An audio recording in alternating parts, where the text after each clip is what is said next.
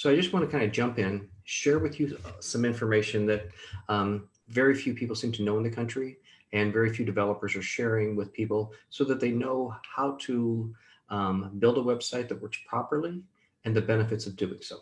So I'm going to share my screen here with you. Some of these things that we're going to talk about at the initial part seem a little bit scary. I don't want to seem like I'm playing on fear or that I'm trying to tell anyone out there that they're going to be sued.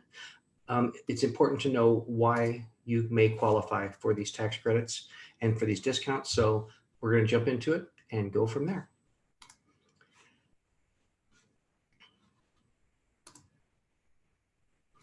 So the reason we're talking about this is a little bit of a gray area of whether this is predicated by law or by actual case law. So case law means what's come out of lawsuits has predicated or made law that is not written by the DOJ or by Congress and the Senate and signed off by the president.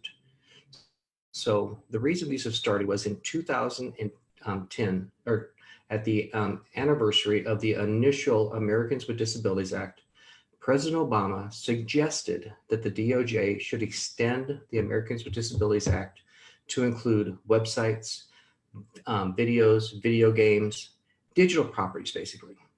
And so it's been kind of a finger pointing thing between Congress and the DOJ since then to determine who was going to kind of lay out these laws and explain exactly what was necessary.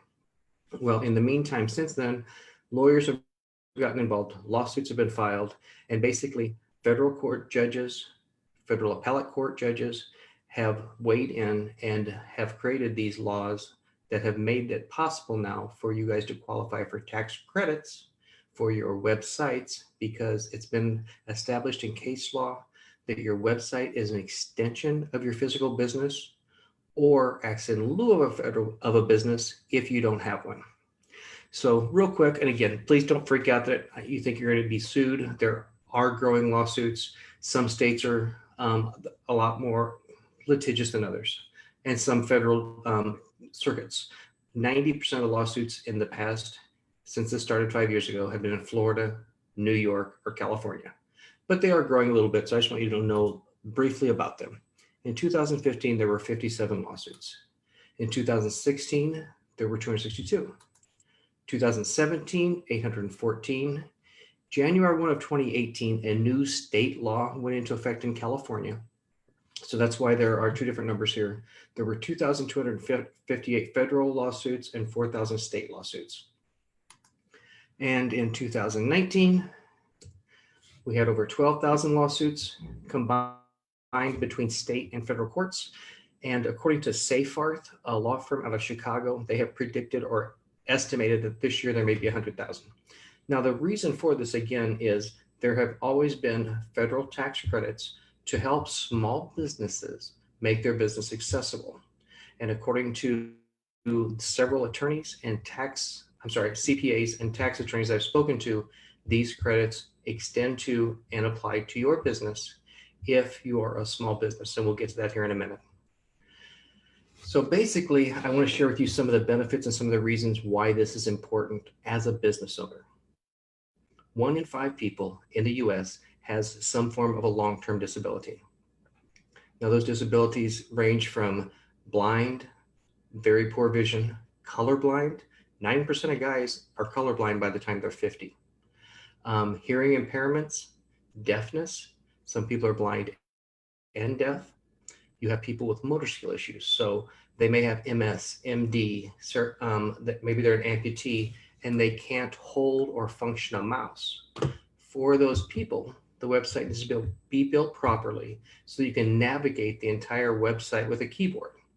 Basically, your tab key turns into your pointer on your mouse, and your enter key turns into the clicker. And then finally, well, one more thing, people with epilepsy, if movement on your website moves too quickly, it can actually induce a seizure. That kind of blew my mind when I first learned about that a couple of years ago. And finally, people with cognitive issues. So this falls down into people maybe with even ADD, ADHD, dyslexia. For some people that have a hard time comprehending information in a written manner, They may use the same software that people that have vision issues use to turn the entire website audible so it reads and talks to them so they don't have to read it. So those are the primary disabilities with regards to websites that the Americans with Disabilities Act or local state laws cover. So one thing to keep in mind, like I mentioned before, is 1 out of 5 people in the country has some form of a long-term disability. But what about short-term disabilities? Those are kind of hard to quantify. So maybe someone has a broken arm, maybe they have a broken collarbone. They have some different reasons that's going to make it hard for them to maybe to run a mouse. So those people may end up actually using the keyboard to navigate a website. What about like environmental disabilities? So what's that? Let's say, for instance, you're a parent with a young child and you have a young child in one arm and you're trying to use your phone with the other to navigate and do something. Well, if the website's not built properly for your phone, then you're going to have a difficult time conducting business while you have a child in your other arm. Let's say you're at a place that has loud noises or music or whatnot. Well, then you're not going to be able to hear something like if you're on a video or something shared with you. So for those instances, having something that's transcribed or so that you close caption and you can read it would give you the same benefit as a video would need to be for someone that can't hear. Let's go look at some other problems with a website. If it's not built properly, and believe me, it may sound shocking, I still run into websites every day that aren't built properly to work on a cell phone. Well, a couple of years ago, Google went to what they called mobile first indexing. That means they determine where you show up in search engines based off of the mobile side of your website. And you can do research. You'll see a lot of studies that show typically at least half of searches are done on a mobile device. So the reason I have this slide up here is if your website doesn't work for mobile, well, you just lost maybe half the people here. If it doesn't work for people with disabilities, you lost another 20%. So it doesn't take long before you go from having something that you want to be out there for 100% of the time when someone is searching for you to where now you're only working maybe for 50, 40, 30, 20% of the people that are going to come to your website. So there are important reasons to make your website work properly for any device and for anyone that's going to be looking at it.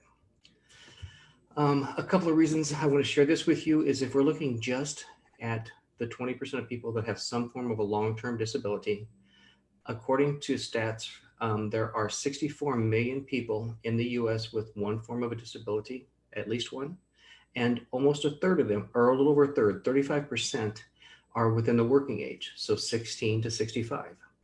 Those people have a disposable income of 490 billion with a B dollars and $21 billion of discretionary income.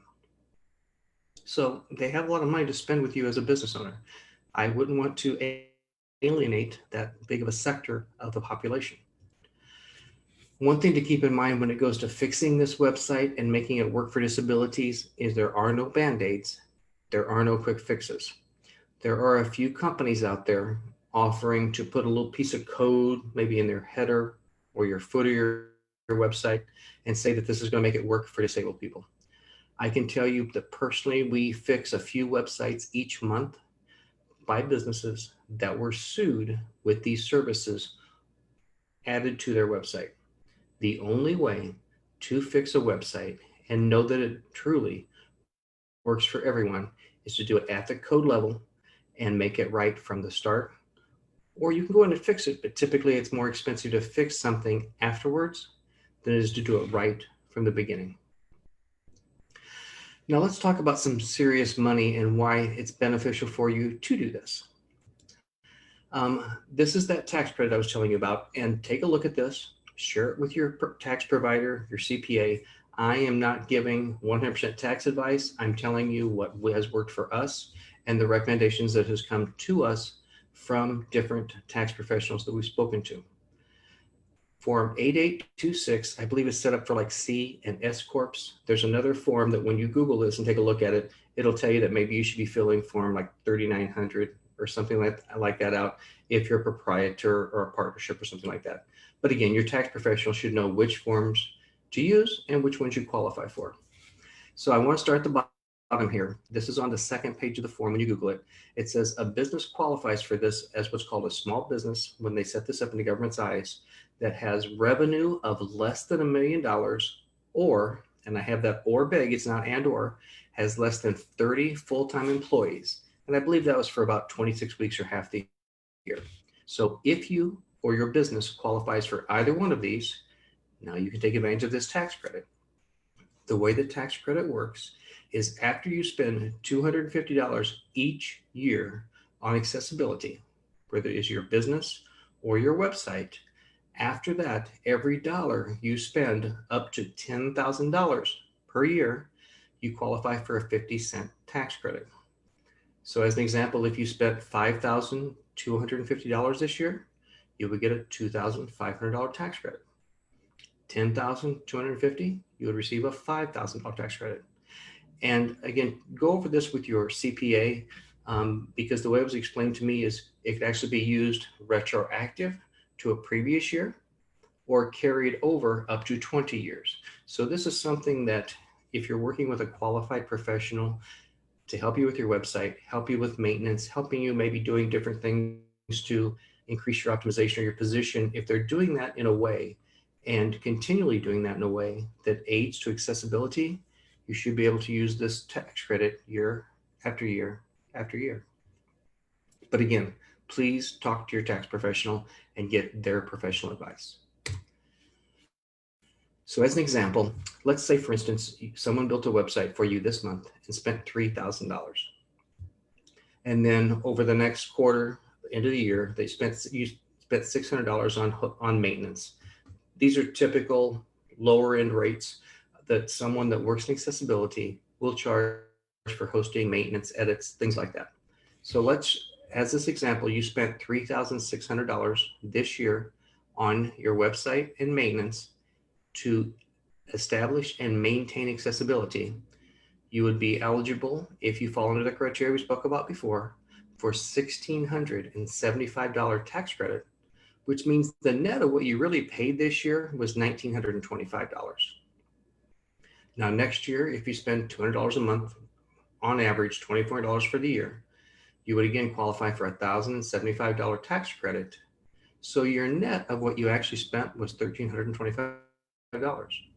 So these tax credits are very important, and these are federal tax credits. Some states also have tax credits. There are also some deductions that you can do as well as credits if you're having to work on your business, your actual physical business, and your website together. So these are pretty important things that a lot of businesses aren't taking advantage of because a lot of developers don't know about that. And why not have a website that's going to work for everybody? So if someone comes to your website, like I mentioned, that's colorblind, like 9% of guys are, if they can't read your website because there's not enough color contrast, they're going to hit the back button and go to the next business. If it's someone that can't see and they're using a screen reader and they come to your website and it doesn't turn everything audible so that they can hear it and navigate it, or if you have a form on your website to conduct a transaction, and if it's not built properly to work with a keyboard, they can't conduct business with you, they can't contact you, they can't become a client. If you have someone with MS or MD that's using a keyboard to navigate your website, it's not built properly to where you have what's called point of focus. So as you're tapping across where you're at on the website, they're going to hit the back button and go somewhere else. So it's the right thing to do. It's going to be better for you for a return on your investment of what you're investing in your website and your online presence, and you're going to get tax credits. So better than a poke in the eye.